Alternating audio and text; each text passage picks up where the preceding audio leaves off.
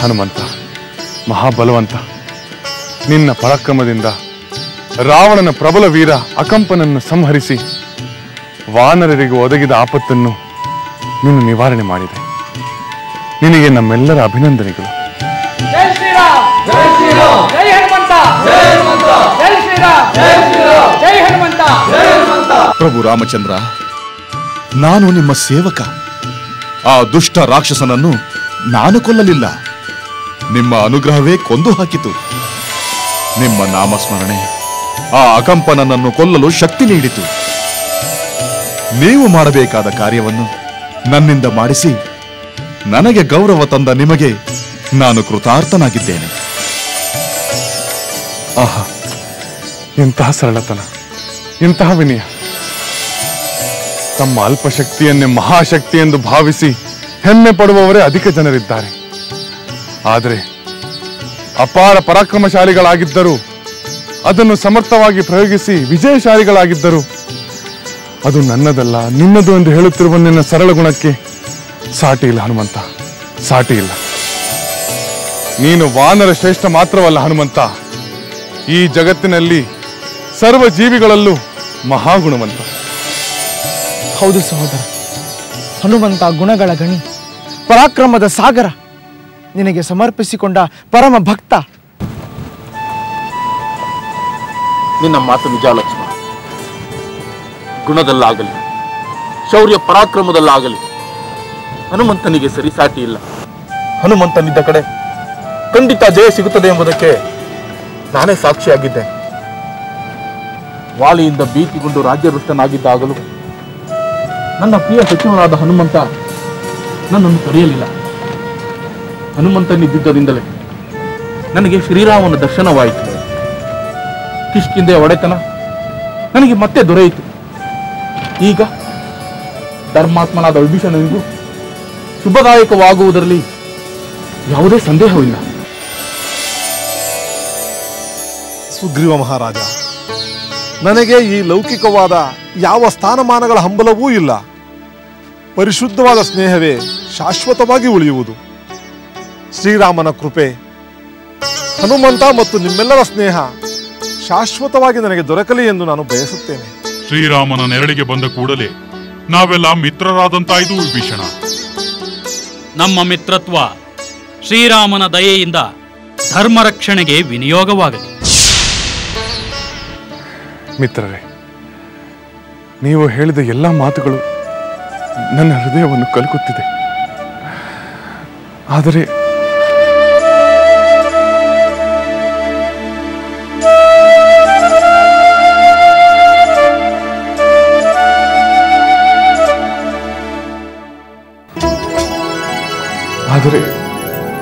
ಅದೀಗೋ ಕಾಣೆ, ಹನುಮನ ಮೇಲೆ ನನಗೆ ಒಂದು ತಾಯಿ ತನ್ನ ಮಗುವಿಗೆ ತೋರುವಂತಹ ಅಕ್ಕರೆ ಹೊಕ್ಕುತ್ತಿದೆ. ಹನುಮನಿಗಿಂತ ಪ್ರೀತಿ ಪಾತ್ರರು ಬೇರೆ ಯಾರೂ ಇಲ್ಲವೆಂದೆನಿಸುತ್ತದೆ. ಹನುಮಂತ, ಹನುಮಂತ,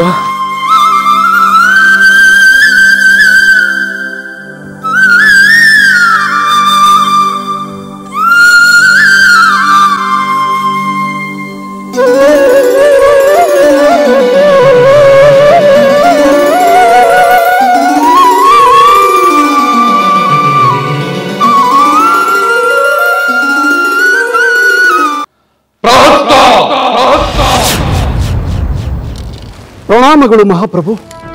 ಪ್ರಹಸ್ತ, ನಿನ್ನೊಡನೆ ನಾನು ಮಾತನಾಡಬೇಕಾಗಿದೆ. ಅಪ್ಪಣೆ ಮಾಡಿ ಪ್ರಭು.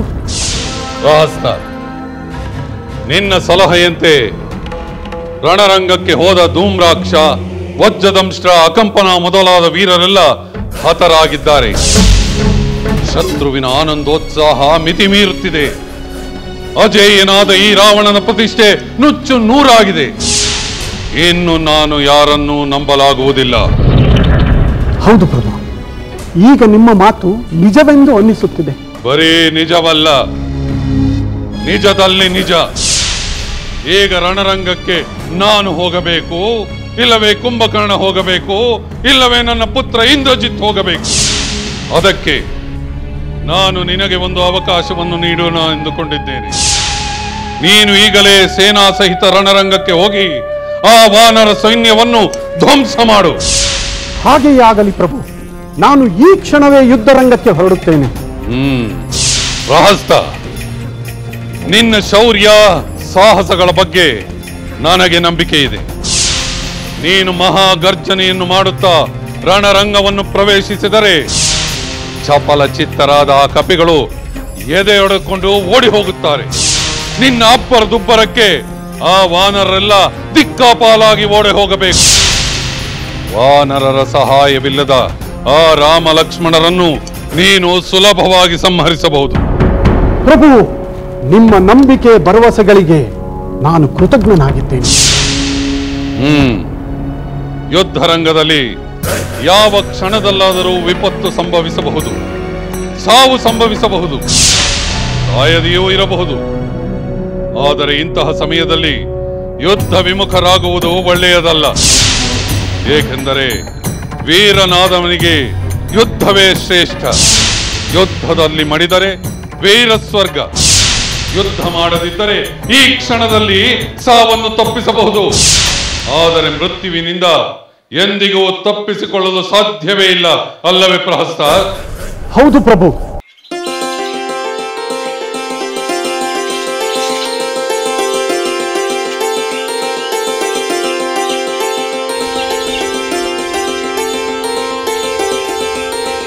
ಸೀತೆ, ಬಾ ತ್ರಿಜಟೆ, ಕುಳಿತುಕೋ.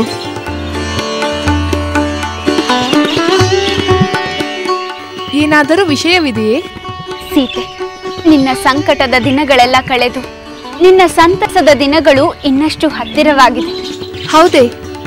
ಅಂತಹ ವಿಷಯವೇನಿದೆ ತ್ರಿಜಟೆ? ಸೀತೆ, ನಾನು ಮೊದಲೇ ಹೇಳಿದಂತೆ ರಾವಣನ ಕಡೆಯ ವೀರರೆಲ್ಲ ಒಬ್ಬರಾದ ಮೇಲೊಬ್ಬರು ಯುದ್ಧ ಭೂಮಿಗೆ ಹೋಗಿ ಅಸುನೀಗುತ್ತಿದ್ದಾರೆ. ಧೂಮ್ರಾಕ್ಷ ವಜ್ರದಂಶನಂತೆ ಈಗ ಅಕಂಪನನು ಸಂಹಾರವಾದ. ಅಂದರೆ ಆ ರಾವಣ ತನ್ನ ಕಡೆಯ ವೀರರ ಪರಾಕ್ರಮವನ್ನು ನಂಬದೆ ಅವನೇ ಯುದ್ಧರಂಗಕ್ಕೆ ಹೋಗುವುದು ನಿಶ್ಚಿತವೇ? ಹೋಗಬಹುದು.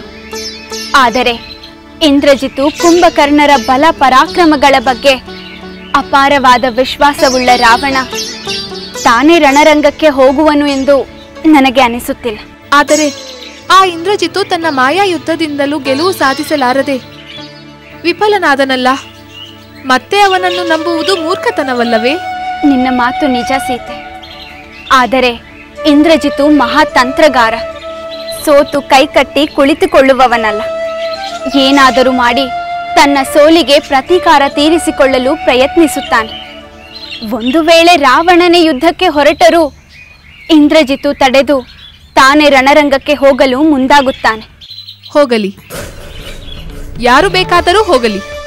ಆ ರಾವಣ ಮೊದಲೇ ಹೋಗಲಿ, ನಂತರ ಹೋಗಲಿ.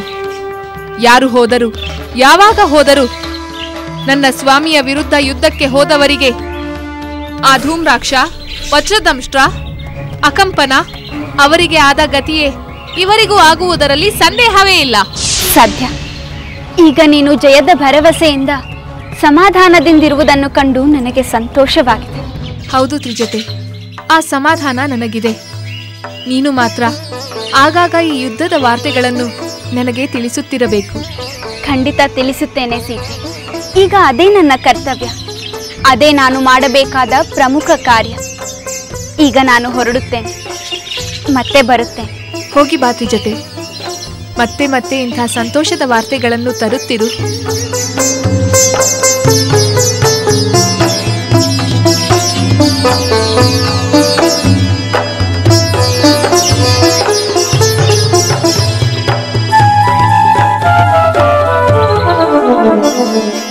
ವೀರನಾದವನು ಯುದ್ಧವನ್ನು ನಿರೀಕ್ಷೆ ಮಾಡುತ್ತಾನೆ. ಅದು ಸಂಭವಿಸಿದರೆ ಆವೇಶದಿಂದ ಹೋರಾಡುತ್ತಾನೆ. ನೀನು ಅಂತಹ ಒಬ್ಬ ವೀರನೆಂದೇ ತಿಳಿದುಕೊಂಡಿದ್ದೇನೆ. ನೀನು ನನ್ನ ಅತ್ಯಂತ ನಿಷ್ಠಾವಂತ ಸೇನಾಧಿಪತಿ. ಯುದ್ಧದಲ್ಲಿ ನನಗೆ ವಿಜಯವಾಗಲಿ ಎಂದು ಮನಸ್ಸಿಟ್ಟು ಯುದ್ಧ ಮಾಡುವೆ ಎಂದು ಭಾವಿಸಿದ್ದೇನೆ. ಅಥವಾ ರಣರಂಗಕ್ಕೆ ಹೋಗಲು ನಿನಗೇನಾದರೂ ಹಿಂಜರಿಕೆ ಇದ್ದರೆ ಅದನ್ನು ಸ್ಪಷ್ಟವಾಗಿ ಹೇಳು. ಇದೇನು ಪ್ರಭು, ನಿಮ್ಮ ನಿಷ್ಠಾವಂತ ಸೇವಕನ ಮೇಲೆ ಈಗ ಸಂದೇಹ ಬಂದಿದೆಯೇನು? ಏಕೆ ಪ್ರಭು? ನಾನು ಹಾಗೆ ನಡೆದುಕೊಂಡನೆ? ನಾನು ರಣರಂಗಕ್ಕೆ ಹೋಗಲು ಹಿಂಜರಿಯುವ ಹೇಳಿ ಏನು? ಪ್ರಾಣದ ಮೇಲಿನ ಆಸೆಯಿಂದ ಸ್ವಾಮಿ ಕಾರ್ಯವನ್ನು ಕಡೆಗಣಿಸುತ್ತೇನೆಯೇ ಪ್ರಭು? ಸಂದರ್ಭವೇ ಆಗಿದೆ ಪ್ರಹಸ್ತ.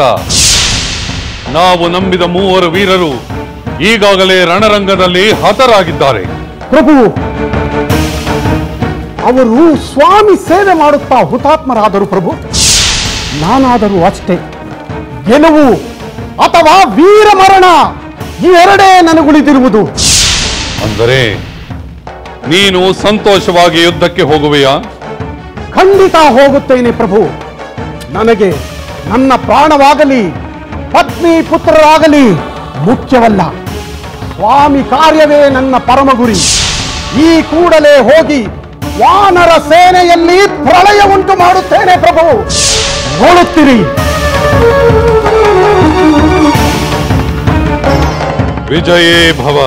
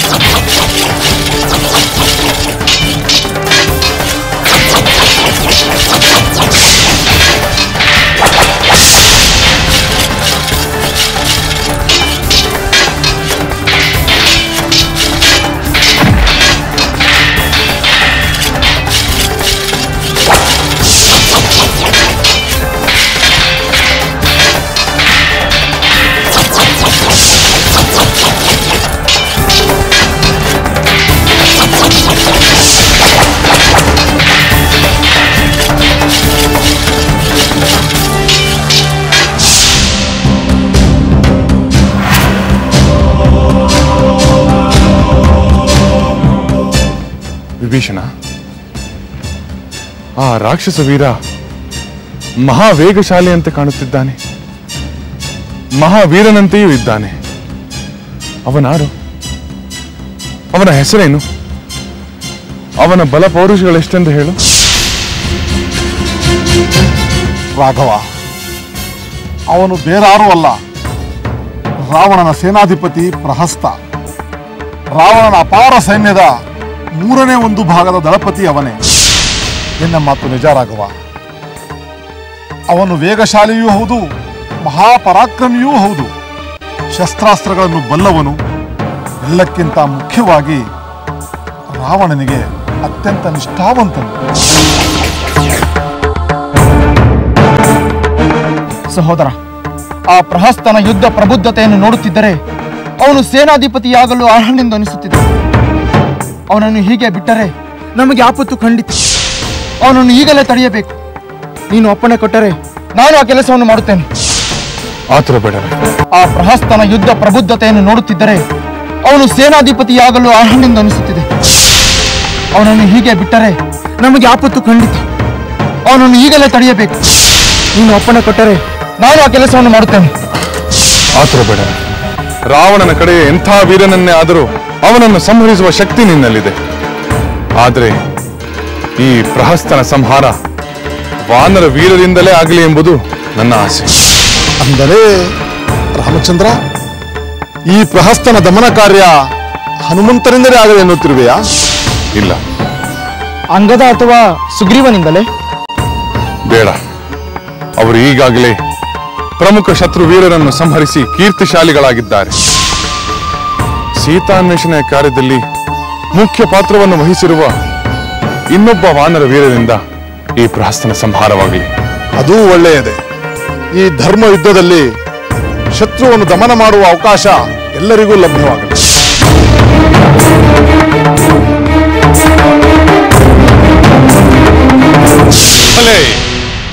ಭಲೆ ಭಲೆ ದೂತ, ನೀನು ನನಗೆ ರಣರಂಗದಿಂದ ಅತ್ಯಂತ ಪ್ರಿಯವಾದ ಸುದ್ದಿಯನ್ನೇ ತಂದಿರುವೆ. ನಮ್ಮ ಎಲ್ಲ ರಾಕ್ಷಸ ವೀರರಿಗಿಂತ ಪ್ರಹಸ್ತ ಹೆಚ್ಚು ರೋಷಾವೇಶದಿಂದ ಹೋರಾಡುತ್ತಿದ್ದಾನೆಂಬ ವಿಷಯ ನನಗೆ ಸಂತಸವನ್ನು ತಂದಿದೆ. ಆದರೆ ಪ್ರಹಸ್ತನನ್ನು ಎದುರಿಸಿ ಯಾವ ವಾನರ ವೀರರು ಯುದ್ಧ ಮಾಡದೇ ಇರುವುದು ಅಚ್ಚರಿಯುಂಟು ಮಾಡಿದೆ. ಹೌದು ಮಹಾಪ್ರಭು, ವೀರ ಪ್ರಹಸ್ತನನ್ನು ಎದುರಿಸಲು ಸುಗ್ರೀವನಾಗಲಿ ಯುವರಾಜ ಅಂಗದನಾಗಲಿ ಮುಂದೆ ಬರಲಿಲ್ಲ. ಏಕೆ? ಅವರು ಇವನೊಡನೆ ಸೆಣಸಾಡಲು ಪರಾಕ್ರಮಿಗಳಲ್ಲವೇ? ರಾಮ ಲಕ್ಷ್ಮಣರೇ ಬರಬೇಕೆ? ಆ ಸೂಚನೆ ಕಾಣುತ್ತಿಲ್ಲ ಪ್ರಭು. ಮಹಾಬಲಶಾಲಿಯಾದ ಜಾಂಬವಂತ, ಮಹಾವೀರನಾದ ನೀಲನೆಂಬ ವಾನರ ಪ್ರಹಸ್ತನನ್ನು ಎದುರಿಸಿ ಹೋರಾಡುತ್ತಿದ್ದಾರೆ. ಇವರಾರು ನಮ್ಮ ಪ್ರಹಸ್ತನ ಪರಾಕ್ರಮಕ್ಕೆ ಸಾಟಿ ಇಲ್ಲ. ಆ ಜಾಂಬವಂತ ಅವನೊಬ್ಬ ಮುದಿ ಕರಡಿ. ಇನ್ನು ಆ ನೀಲ, ಅವನು ಸೇತುವೆ ಕಟ್ಟುವುದಕ್ಕೆ ಸರಿಯೇ ಹೊರತು ಯುದ್ಧದಲ್ಲಿ ಯಾವ ಪರಿಶ್ರಮವೂ ಇಲ್ಲ. ಇವರಿಬ್ಬರನ್ನು ನಮ್ಮ ಪ್ರಹಸ್ತ ಕೊಲ್ಲುವುದರಲ್ಲಿ ಸಂದೇಹವೇ ಇಲ್ಲ. ಹಾಗಾದರೆ ಪ್ರಹಸ್ತ ಯುದ್ಧವನ್ನು ಗೆದ್ದೇ ಗೆಲ್ಲುತ್ತಾನೆಂದು ಹೇಳುತ್ತೀರಾ ಪ್ರಭು? ಅಂತಹ ಅವಸರದ ನಿರ್ಧಾರ ತೆಗೊಳ್ಳುವ ಅವಿವೇಕಿ ನಾನಲ್ಲ. ಪ್ರಹಸ್ತ ಗೆಲ್ಲಬಹುದು, ಗೆಲ್ಲದೆಯೂ ಇರಬಹುದು. ನಾವು ಗೆಲ್ಲುತ್ತಾರೆಂದು ನಂಬಿದ ಧೂಮ್ರಾಕ್ಷ, ವಜ್ರದಂಶ, ಅಕಂಪನ ಇವರೆಲ್ಲರೂ ಸೋತು ಹತರಾಗಲಿಲ್ಲವೇ? ಕಡೆಯ ಪಕ್ಷ ನಮ್ಮ ಪ್ರಹಸ್ತ ಆ ಜಾಂಬವ, ನೀಲ ಮೊದಲಾದ ವಾನರ ವೀರರನ್ನು ಕೊಂದರೆ ಅಷ್ಟು ಸಾಕು. ಸ್ವಲ್ಪ ಮಟ್ಟಿಗೆ ಪ್ರತೀಕಾರ ತೀರಿಸಿಕೊಂಡಷ್ಟು ಸಮಾಧಾನವಾಗುತ್ತದೆ. ದೂತ, ನೀನೀಗಲೇ ರಣರಂಗಕ್ಕೆ ಹೋಗಿ ನಮ್ಮ ಪ್ರಹಸ್ತ, ಜಾಂಬವ, ನೀಲ ಇವರುಗಳನ್ನು ಹತ ಮಾಡಿದೊಡನೆ ಆ ವಿಷಯವನ್ನು ನನಗೆ ತಂದು ಹೇಳು. ಅಪ್ಪಣೆ ಪ್ರಭು.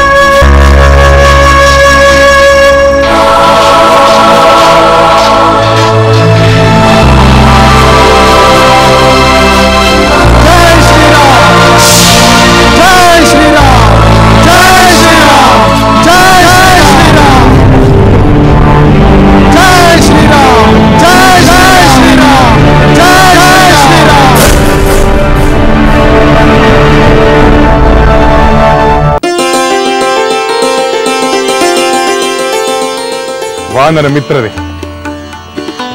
ರಾವಣನ ಪರಮಾಪ್ತನು ಅವನ ಸೇನಾಪತಿಯಾದ ಪ್ರಹಸ್ತ ರಣರಂಗಕ್ಕೆ ಬಂದಾಗ ಸಾಕ್ಷಾತ್ ರಾವಣನೇ ಬಂದನೇನೋ ಎಂದು ಭ್ರಮೆ ಹುಟ್ಟಿಸುವಂತೆ ಅವನು ವೀರಾವೇಶದಿಂದ ಹೋರಾಡಿದ. ಆ ಪ್ರಹಸ್ತ ವಾನರ ಸೈನ್ಯದಲ್ಲಿ ಅಲ್ಲೋಲ ಕಲ್ಲೋಲ ಉಂಟು ಮಾಡಿ ಸಾಕಷ್ಟು ಹಾನಿ ಮಾಡಿದ. ಆದರೆ ವಾನರ ವೀರನಾದ ನಮ್ಮ ನಳ ಅವನನ್ನು ಎದುರಿಸಿ ಧೈರ್ಯದಿಂದ ಹೋರಾಡಿ ಅವನನ್ನು ಸಂಹರಿಸಿದ್ದಾನೆ. ನಳನನ್ನು ನಾವೆಲ್ಲರೂ ಹೃದಯಪೂರ್ವಕವಾಗಿ ಅಭಿನಂದಿಸಬೇಕು. ನಳನಿಗೆ ಜಯವಾಗಲಿ! ಜೈ ಶ್ರೀರಾಮ್! ಜೈ ಶ್ರೀರಾಮ್! ಜೈ ಶ್ರೀರಾಮ್! ಜೈ ಶ್ರೀರಾಮ್! ಜೈ ಶ್ರೀರಾಮ್! ಶ್ರೀರಾಮನ ಕೃಪೆ, ನಿಮ್ಮೆಲ್ಲರ ಸದ್ಭಾವನೆಗೆ ನನ್ನ ವಂದನೆಗಳು. ವಾನರ ಶ್ರೇಷ್ಠನಾದ ನಮ್ಮ ನಳ ಇಂದು ಪ್ರಶಂಸಾರ್ಹವಾದ ಕೆಲಸವನ್ನು ಮಾಡಿದ್ದಾನೆ. ಆ ಪ್ರಹಸ್ತನನ್ನು ಸಂಹರಿಸಿ ವಾನರ ವೀರರಿಗೆ ಒದಗಿದ ಆಪತ್ತನ್ನು ನಿವಾರಿಸಿದ್ದಾನೆ. ಅಷ್ಟೇ ಅಲ್ಲ, ಇವನು ಸೇತುವೆ ಕಟ್ಟುವ ಕೆಲಸದಲ್ಲೂ ಬಹುಮುಖ್ಯ ಪಾತ್ರ ವಹಿಸಿದ್ದಾನೆ. ಈಗ ರಾಮ ಕಾರ್ಯದಲ್ಲೂ ಅತಿ ನಿಷ್ಠೆಯಿಂದ ಹೋರಾಡಿ ಈಗ ಈ ಸತ್ಕಾರ್ಯವನ್ನು ನಾವು ಸದಾ ಸ್ಮರಿಸಬೇಕು. ನಳನ ಸಾಹಸದಿಂದ ಪ್ರಹಸ್ತನ ಭಯವೇನೋ ನಿವಾರಣೆಯಾಯಿತು. ಆದರೆ ಮುಂದೆ ಇನ್ನೆಂಥ ವೀರ ರಣರಂಗಕ್ಕೆ ಬರುತ್ತಾನೋ ಅವನ ಪರಾಕ್ರಮವೆಂಥದೋ ಎಂದು ಯೋಚಿಸಲೇಬೇಕು. ಅದನ್ನು ನಮಗಿಂತ ಚೆನ್ನಾಗಿ ಬಲ್ಲವನು ನಮ್ಮ ಮಿತ್ರನಾದ ವಿಭೀಷಣ. ಅವನೇ ಮುಂದೆ ಯಾವ ವೀರ ಎದುರಾಗಬಹುದೆಂದು ಹೇಳಬೇಕು. ಖಂಡಿತ ಹೇಳುತ್ತೇನೆ ಲಕ್ಷ್ಮಣ. ಪ್ರಹಸ್ತನ ವಧೆಯಾದ ನಂತರ ರಾವಣನ ಪಾಲಿಗೆ ಉಳಿದಿರುವ ಮಹಾವೀರರೆಂದರೆ ಕುಂಭಕರ್ಣ, ಇಂದ್ರಜಿತು, ಅತಿಕಾಯ ಮೊದಲಾದ ಕುಂಭಕರ್ಣನ ಮಕ್ಕಳು ಮಾತ್ರ. ಅವರು ಯುದ್ಧಕ್ಕೆ ಮುಂದಾಗದಿದ್ದರೆ ಅಥವಾ ಅವರ ಮೇಲೆ ರಾವಣನಿಗೆ ಭರವಸೆ ಇಲ್ಲದಿದ್ದರೆ ರಾವಣ ತಾನೇ ರಣರಂಗಕ್ಕೆ ಬಂದರೆ ಆಶ್ಚರ್ಯವಿಲ್ಲ. ಹೌದು, ನಾನೇ ರಣರಂಗಕ್ಕೆ ಹೋಗುತ್ತೇನೆ. ನಾನು ರಣರಂಗಕ್ಕೆ ಹೋಗದೆ ದೊಡ್ಡ ತಪ್ಪು ಮಾಡಿದೆ. ನಾನು ಅಲ್ಲಿಗೆ ಹೋಗಿದ್ದರೆ ನಮ್ಮ ರಾಕ್ಷಸ ವೀರರು ಹತರಾಗುತ್ತಿರಲಿಲ್ಲ, ನಮ್ಮ ರಾಕ್ಷಸ ಸೈನ್ಯ ನಾಶವಾಗುತ್ತಿರಲಿಲ್ಲ. ಆ ವಾನರರು ನನ್ನ ಮೇಲೆ ವಿಜಯ ಸಾಧಿಸಿದೆನೆಂದು ಬೀಗುತ್ತಲೂ ಇರಲಿಲ್ಲ. ಇನ್ನು ತಡ ಮಾಡಬಾರದು. ನಾನೀಗಲೇ ರಣರಂಗಕ್ಕೆ ಹೋಗಿ ಆ ರಾಮ ಲಕ್ಷ್ಮಣರನ್ನು ವಾನರನ್ನು ಸದೆ ಬಡಿಯುತ್ತೇನೆ. ಪ್ರಭು, ಈ ನಿಮ್ಮ ನಿರ್ಧಾರವನ್ನು ಇನ್ನೊಮ್ಮೆ ಪರಿಶೀಲಿಸುವುದರಲ್ಲಿ ಏನಿದೆ ಮಾತಿರೆ. ನಾವು ಯೋಚನೆ ಮಾಡುತ್ತಾ ಕುಳಿತರೆ ಶತ್ರುವು ಮಹಾದ್ವಾರವನ್ನೇ ತಟ್ಟುತ್ತಾರೆ. ಇನ್ನು ಔದಾಸೀನ್ಯ ಮಾಡುವಂತಿಲ್ಲ. ಅಲ್ಪರೆಂದು ಭಾವಿಸಿದ ಆ ಕಪಿಗಳು ನಮ್ಮ ಪ್ರಚಂಡ ಪರಾಕ್ರಮಿ ಪ್ರಹಸ್ತನನ್ನೇ ಸಂಹರಿಸಿದ್ದಾರೆ. ನಾವು ಎಚ್ಚರ ತಪ್ಪಿ ವಿನಾಶಕ್ಕೆ ದಾರಿ ಮಾಡಿಕೊಡುವುದು ಬುದ್ಧಿವಂತರ ಲಕ್ಷಣವಲ್ಲ. ಅದೇನೋ ನಿಜ ಪ್ರಭು. ಇಂದ್ರಜಿತುವಿನ ನಾಗಪಾಶದಿಂದ ರಾಮಲಕ್ಷ್ಮಣ ಬಂಧಮುಕ್ತರಾಗಿದ್ದಾರೆ. ಇಂದ್ರನ ಮೇಲೆ ವಿಜಯ ಸಾಧಿಸಿದ ಸೇನಾಧಿಪತಿ ಪ್ರಹಸ್ತನನ್ನು ಸಂಹರಿಸಿದ್ದಾರೆ. ಹಾಗಾಗಿ ನಾವು ನಮ್ಮ ಶತ್ರುಗಳನ್ನು ಅಲ್ಪರೆಂದು ಭಾವಿಸುವುದು ತಪ್ಪಾಗುತ್ತದೆ. ನನ್ನ ಪ್ರತಿಷ್ಠೆಗೆ, ನನ್ನ ಘನತೆಗೆ ಶತ್ರುಗಳ ಮೇಲೆ ಯುದ್ಧ ಮಾಡಲು ನಾನು ರಣರಂಗಕ್ಕೆ ಹೋಗುತ್ತೇನೆ. ನೀವೇ ಕಾಲಯಮನಂತ ರಣ ಭೂಮಿಯಲ್ಲಿ ಕಾಣಿಸಿಕೊಂಡರೆ ನಮಗೆ ಜಯ ದೊರೆಯಲೇಬೇಕು ಪ್ರಭು. ಹೌದು ಪ್ರಭು, ಅದರಲ್ಲಿ ಸಂದೇಹವೇ ಇಲ್ಲ. ಜಯ ನಮಗೆ ಒಲಿಯದೆ ಎಲ್ಲಿಗೆ ಹೋಗುತ್ತದೆ? ಏ ಲಂಕೇಶ್ವರ, ಆ ವಿಜಯಲಕ್ಷ್ಮಿಯನ್ನು ಜುಟ್ಟು ಸೆಳೆದು ತರುತ್ತಾನೆ.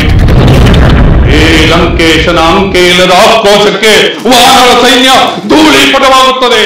ಆ ದುಷ್ಟ ಕವಿಗಳ ನೆತ್ತರಿನಿಂದ ಭೂಮಿಯನ್ನು ನೆನೆಸುತ್ತೇನೆ. ಇದು ಸತ್ಯ.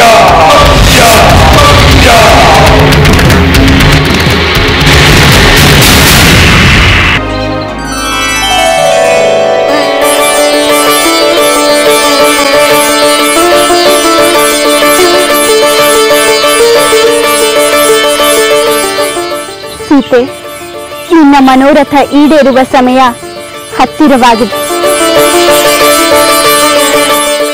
ಅಂದರೆ ಆ ರಾವಣ ಯುದ್ಧ ಭೂಮಿಗೆ ಹೋಗುವ ನಿರ್ಧಾರ ಮಾಡಿದನೆ?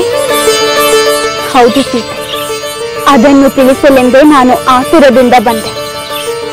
ರಾವಣನಿಗೆ ಬಹಳ ಆಪ್ತನೂ ಮಹಾವೀರನೂ ಆದ ಪ್ರಹಸ್ತನನ್ನು ವಾನರ ವೀರ ನಳ ಸಂಹರಿಸಿದ ಸುದ್ದಿಯನ್ನು ಕೇಳಿ ರಾವಣ ಕೆರಳಿ ಕೆಂಡಾಮಂಡಲವಾದ.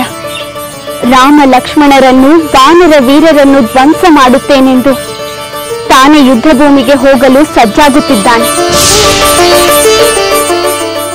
ತ್ರಿಜಟೆ, ನಿಜವಾಗಲೂ ಇದು ನನಗೆ ಸಂತೋಷ ಉಂಟು ಮಾಡುವ ವಾರ್ತೆ. ಎಂದಿಗೆ ನನ್ನ ಸ್ವಾಮಿಗೂ ಆ ರಾವಣನಿಗೂ ಯುದ್ಧ ಸಂಭವಿಸುವುದೋ? ಎಂದಿಗೆ ಆ ರಾವಣನ ವಧೆಯಾಗುವುದೋ? ಎಂದಿಗೆ ನನಗೆ ಇಲ್ಲಿಂದ ಬಿಡುಗಡೆಯಾಗುವುದೋ ಎಂದು ಕಾತರದಿಂದ ಕಾಯುತ್ತಿದ್ದ ನನಗೆ ಇದು ಅತ್ಯಂತ ಸಂತೋಷದ ವಿಷಯ. ಆದರೆ ದಶಕಂಠ ರಾವಣನನ್ನು ಸೋಲಿಸುವುದಾಗಲಿ ಸಂಹರಿಸುವುದಾಗಲಿ ಅಷ್ಟು ಸುಲಭವಲ್ಲ. ಇರಬಹುದು, ಆದರೆ ನನ್ನ ಸ್ವಾಮಿಯನ್ನು ವಿರೋಧಿಸಿ ನಿಂತವರು ಇಲ್ಲಿಯವರೆಗೂ ಯಾರೂ ಜಯಿಸಿಲ್ಲ. ಅದನ್ನು ನಾನು ಬಲ್ಲೆ ಸೀತೆ. ಆದರೆ ಶೌರ್ಯ ಪರಾಕ್ರಮದಲ್ಲಿ ಇಬ್ಬರು ಸರಿಸಮರಾದರೆ ಈ ಯುದ್ಧವಂತೂ ಬೇಗ ಮುಗಿಯುವುದಿಲ್ಲ. ಯುದ್ಧ ಮುಗಿಯಬೇಕಾದರೆ ಮೊದಲು ಅದು ಆರಂಭವಾಗಬೇಕು ತ್ರಿಜಟೆ. ರಾವಣ ರಣಭೂಮಿಗೆ ಹೋಗದೆ ಇಲ್ಲಿಯವರೆಗೂ ಪಾರಾದ. ಇನ್ನು ಮುಂದೆ ಅವನು ಪಾರಾಗಲು ಸಾಧ್ಯವೇ ಇಲ್ಲ. ತಡವಾದರೂ ಅವನ ಪರಾಭವ ಖಂಡಿತ. ಆದರೆ ಆ ರಾವಣನ ಬೆಂಬಲಕ್ಕೆ ಇಂದ್ರಜಿತು ಕುಂಭಕರ್ಣರಂತ ವೀರರಿದ್ದಾರೆ ಸೀತೆ. ಅವರೇನು ಸಾಮಾನ್ಯರಲ್ಲ. ರಾವಣ ಸೋಲದಂತೆ ಅವರು ಖಂಡಿತ ಪ್ರಯತ್ನ ಪಡುತ್ತಾರೆ. ಯಾರಾದರೂ ಬೆಂಬಲಕ್ಕಿರಲಿ, ಎಂಥ ವೀರಾದಿ ವೀರನೇ ಬರಲಿ, ನನ್ನ ಸ್ವಾಮಿ ಆ ರಾವಣನ ವಂಶವನ್ನು ನಿರ್ವಂಶ ಮಾಡದೆ ಬಿಡುವುದಿಲ್ಲ. ಬೇಡಿ ಸ್ವಾಮಿ, ನಿಮ್ಮ ವಂಶ ನಿರ್ವಂಶವಾಗಬಾರದು. ದಯಮಾಡಿ ನನ್ನ ಮಾತನ್ನು ಕೇಳಿ. ಮಂಡೋದರಿ, ಸಲ್ಲದ ಕಲ್ಪನೆಗಳಿಂದ ಸುಮ್ಮನೆ ಬಡಬಡಿಸಬೇಡ. ನಾನು ನಿನ್ನ ಮಾತುಗಳನ್ನು ಕೇಳುತ್ತಿರುವೆನಲ್ಲ. ಯಾವಾಗ ಕೇಳಿದಿರಿ ಸ್ವಾಮಿ? ಎಷ್ಟು ಕಾಲ ಎಷ್ಟು ಹೇಳಿದರು ನನ್ನ ಮಾತುಗಳನ್ನು ಯಾವಾಗ ಕೇಳಿದಿರಿ? ಆ ಸೀತೆಯನ್ನು ರಾಮನಿಗೆ ಒಪ್ಪಿಸಿ ಎಂದರೂ ಕೇಳಲಿಲ್ಲ. ರಾಮನೊಡನೆ ಯುದ್ಧ ಬೇಡವೆಂದರೂ ಕೇಳಲಿಲ್ಲ. ಈಗ ರಾಮನೊಂದಿಗೆ ಯುದ್ಧಕ್ಕೆ ಹೊರಟಿರುವಿರಿ. ನಿಮಗೇನು ಆಪತ್ತು ಸಂಭವಿಸುವುದೋ ಎಂದು ನನ್ನ ಜೀವ ತಲ್ಲಣಿಸುತ್ತಿದೆ. ದಯಮಾಡಿ ದಯಮಾಡಿ ನೀವು ಯುದ್ಧಕ್ಕೆ ಹೋಗಬೇಡಿ ಪ್ರಭು. ಮಂಡೋದರಿ, ನೀನು ನಿಜವಾದ ಪತಿವ್ರತೆಯೇ ಆಗಿದ್ದರೆ ವಿಜಯಮಾಲೆಯನ್ನು ಧರಿಸಿ ಬನ್ನಿ ಎಂದು ಆರತಿ ಬೆಳಗಿ ಕಳುಹಿಸುತ್ತಿದ್ದೆ. ಹೀಗೆ ನನ್ನ ಆತ್ಮವಿಶ್ವಾಸವನ್ನು ಕಳೆಯುವ ಪ್ರಯತ್ನ ಮಾಡುತ್ತಿರಲಿಲ್ಲ. ಈಗ ಅಂತ ಸಂದರ್ಭವಿಲ್ಲ ಪ್ರಭು. ನಿಮ್ಮ ಕ್ಷೇಮವೇ ನನ್ನ ಕ್ಷೇಮವೆಂದು ಭಾವಿಸಿದ್ದೇನೆ. ನಿಮ್ಮ ಶೌರ್ಯ ಪರಾಕ್ರಮಗಳನ್ನು ಹೊಗಳಿ ನಿಮ್ಮನ್ನು ಅಪಾಯಕ್ಕೆ ಗುರಿ ಮಾಡಲು ನನಗೆ ಇಷ್ಟವಿಲ್ಲ. ನನಗೆ ನೀವು ಸುರಕ್ಷಿತವಾಗಿರಬೇಕು, ಕ್ಷೇಮವಾಗಿರಬೇಕು, ಚೆನ್ನಾಗಿರಬೇಕು. ನಾನು ಚೆನ್ನಾಗಿರಬೇಕು. ನಾನು ಚೆನ್ನಾಗಿರಬೇಕೆಂದರೆ ನಮ್ಮ ರಾಕ್ಷಸ ವೀರರಾದ ಪ್ರಹಸ್ತ, ಅಕಂಪನ, ವಜ್ರದಂಶ, ಧೂಮ್ರಾಕ್ಷ ಇವರನ್ನು ಕೊಂದ ವಾನರ ಸೈನ್ಯ ಸಂಹಾರವಾಗಬೇಕು. ಆ ವಾನರ ಸೈನ್ಯವನ್ನು ಕರೆತಂದ ಆ ರಾಮ ಲಕ್ಷ್ಮಣರು ಸಂಹಾರವಾಗಬೇಕು. ಅದಕ್ಕೆ ನಾನು ಯುದ್ಧ ಭೂಮಿಗೆ ಹೋಗಲೇಬೇಕು. ಹಠ ಮಾಡಬೇಡಿ ಪ್ರಭು, ನೀವು ಯುದ್ಧಕ್ಕೆ ಹೋಗಬೇಡಿ. ದಯಮಾಡಿ ನನ್ನ ಮಾತನ್ನು ಕೇಳಿ. ಮಂಡೋದರಿ, ನನ್ನನ್ನು ತಡೆದು ನನ್ನ ಆಕ್ರೋಶಕ್ಕೆ ಗುರಿಯಾಗಬೇಡ. ನಿನಗೆ ಸಮಾಧಾನವಾಗುವುದಿದ್ದರೆ ಆ ಪರಮೇಶ್ವರನ ಕುರಿತು ನನ್ನ ಗೆಲುವಿಗಾಗಿ ಪ್ರಾರ್ಥಿಸು. ನೀನು ಪ್ರಾರ್ಥನೆ ಮಾಡದಿದ್ದರೂ ನಾನು ಗೆದ್ದೇ ಗೆಲ್ಲುತ್ತೇನೆ. ಆ ವಾನರ ಸೈನ್ಯವನ್ನು ನಾಶ ಮಾಡುತ್ತೇನೆ.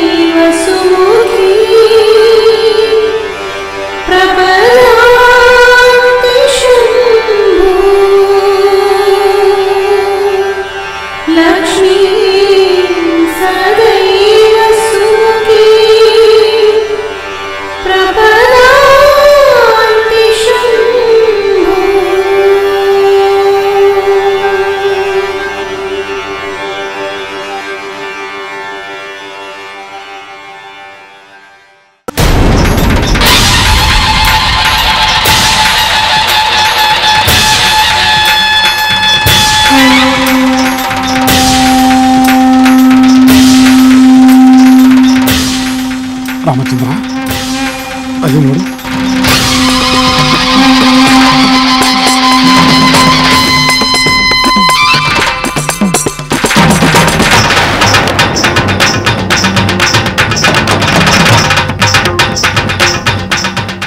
ವಿಭೀಷಣ, ಇದೇನು ಈ ವೈಭವ, ಈ ಉತ್ಸಾಹ, ಅಪರೂಪವಾದ ಈ ಕೋಲಾಹಲ? ಖಡ್ಗ, ಗದೆ, ಶೂಲ ಮೊದಲಾದ ಆಯುಧಗಳಿಂದ ನಿರ್ಭಯರಾಗಿ ಬರುತ್ತಿರುವ ತೇಜಸ್ವಿಗಳಾದ ಈ ಅತಿರಥ ಮಹಾರಥರಾರು? ಈ ಸೈನ್ಯ ಯಾರದು?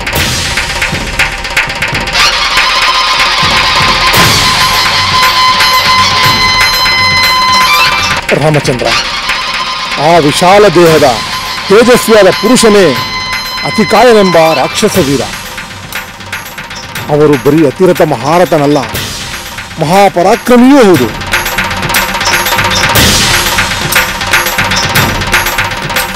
ಅತ್ತ ಕಡೆ ಇರುವ ಆ ಇನ್ನೊಬ್ಬ ವೀರನಾರು? ಗದೆ ಹಿಡಿದು ಘನವಾಗಿ ಕಾಣುತ್ತಿರುವ ವೀರನೇ ಮಹೋದರನೆಂಬ ರಾಕ್ಷಸ ವೀರ. ಅವನು ಮಹಾಪರಾಕ್ರಮಿಯೇ. ಆ ಇನ್ನೊಬ್ಬ ಗಂಡು ಕೊಳಲಿಯನ್ನು ಹಿಡಿದವನು ಅವನಾರು ವಿಭೀಷಣ?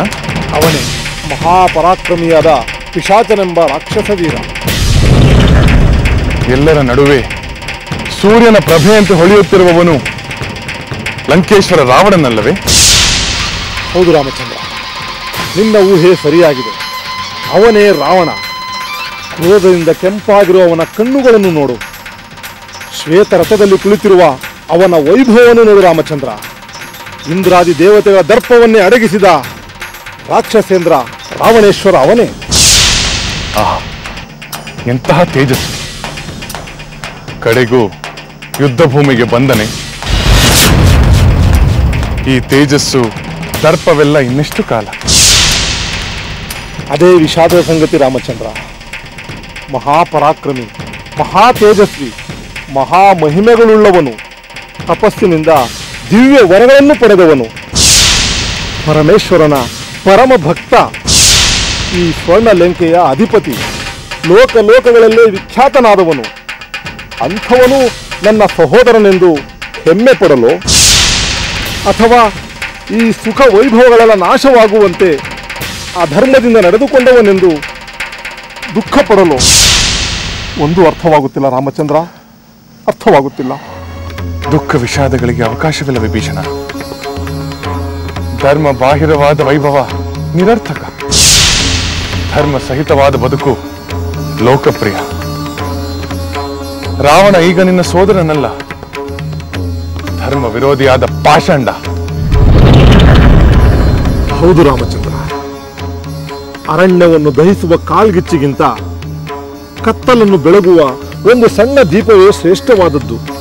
ಹಾಗೆ ಉಜ್ವಲವಾದ ರಾವಣನ ತೇಜಸ್ಸು ಪ್ರಶಂಸೆಗಾಗಿ ಅಲ್ಲ, ತಿರಸ್ಕಾರಕ್ಕೆ ಯೋಗ್ಯ. ನಿಜ ವಿಭೀಷಣ, ಈ ರಾವಣನ ವೈಭವವನ್ನು ಕಂಡು ಎಲ್ಲವೂ ಕ್ಷಣಿಕವೆಂಬ ಭಾವನೆ ಬರುತ್ತಿದೆ. ಎಲ್ಲವನ್ನು ಗಳಿಸಿದ, ಎಲ್ಲವನ್ನು ಸಾಧಿಸಿದ ಧೀರ ರಾವಣ ತನ್ನ ಅಧರ್ಮಾಚರಣೆಯಿಂದ ಎಲ್ಲವನ್ನೂ ಕಳೆದುಕೊಳ್ಳುತ್ತಾನಲ್ಲ ಎಂದು ವಿಷಾದವಾಗುತ್ತಿದೆ. ನಿಜ ರಾಮಚಂದ್ರ, ನೀನು ಹೇಳಿದಂತೆ ವಿಷಾದ ಕರುಣೆಗಳಿಗೆ ಇದು ಸಮಯವಲ್ಲ. ನಿನ್ನ ಪೌರುಷದ ಚಂಡಮಾರುತ ನಿರ್ದಯವಾಗಿ ರಾವಣನ ಎಲ್ಲ ಸುಖ ವೈಭವಗಳನ್ನು ಕೊಚ್ಚಿ ಹಾಕಬೇಕು. ಆಮೇಲಾದರೂ ನೀತಿಯುಕ್ತವಾದ ಧರ್ಮದ ಶಾಂತಿಯ ಲಂಕೆ ನಿರ್ಮಾಣವಾಗಬಹುದು. ಹೌದು ವಿಭೀಷಣ, ಬಿರುಗಾಳಿ ಬೀಸಲೇಬೇಕು. ಕಳಂಕಿತವಾದ ಎಲ್ಲ ವೈಭವವೂ ನಾಶವಾಗಲೇಬೇಕು. ಆ ನಂತರ ಹೊಸ ಧರ್ಮದ ಬೆಳಕು ಮೂಡಬೇಕು. ಸ್ವರ್ಣ ಲಂಕೆ ಧರ್ಮ ಲಂಕೆ ಆಗಬೇಕು. ಆ ಪಾಪಿ ರಾವಣನನ್ನು ಎದುರಿಸಲು ನಾನು ಸಿದ್ಧನಾಗುತ್ತೇನೆ.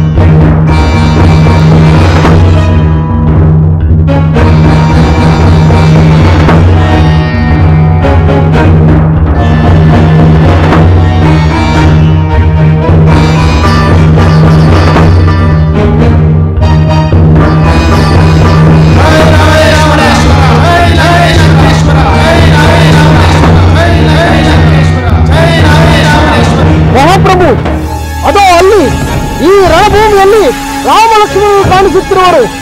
ಈಗಲೇ ಹೋಗಿ ಆಕ್ರಮಣ ಮಾಡೋಣವೇ?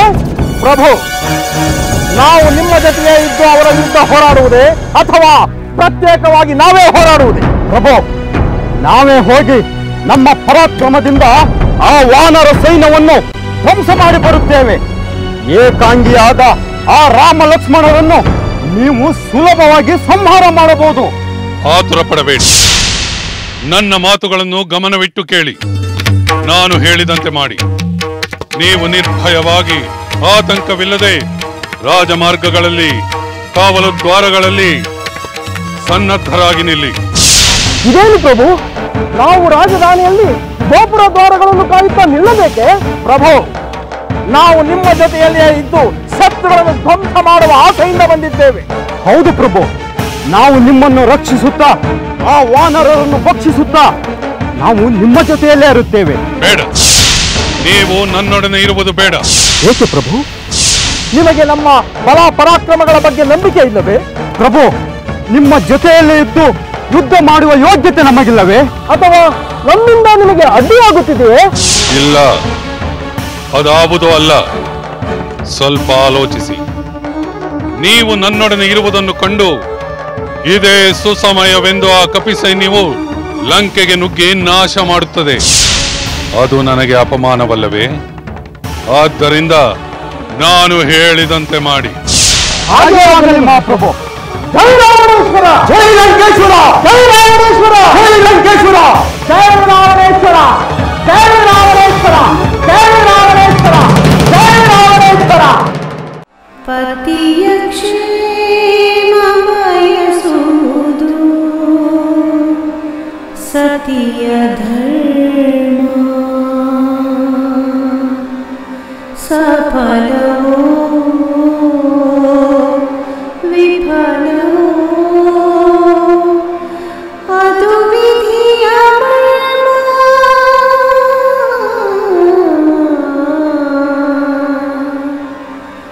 ಪತಿಯ ಕ್ಷೇಮ ಬಯಸುವುದು ಸತಿಯ ಧರ್ಮ.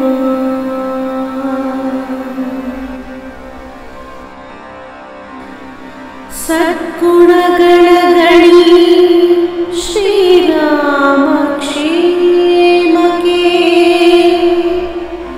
ಸಾಧ್ವಿ ಸತಿ ಸೀತೆಯ ಕೋರಿಕೆ.